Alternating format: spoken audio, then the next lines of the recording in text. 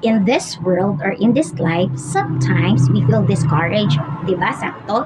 Tag sa maka-feel ta nga dili maayo atong adlaw or dili ta swerte karong adlaw or sa sulod lang nato nagid tay mga kaguol. Okay, that's normal. Tungod kay kita, tao man lang ta. Pero, let's not dwell on that idea. Di ta magpuyo ni ana nga panghunahon nga di ta malipayon, in ana wala na paglaom. You know, taktika na ni Satan nga maka-feel ta nga walay paglaom ug walay kalipay. Mo na nga nguban, mangita sila og mga temporary happiness which is dili na mo ang solution.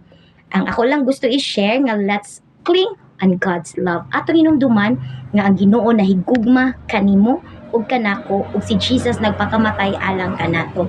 Naay paglaom sa umalabot, naay giandam ang Ginoo nga puno na sa kalipay ug wala nay kaguol ug puros kalipay nga walay katapusan. And I hope we will cling on that idea that God loves you.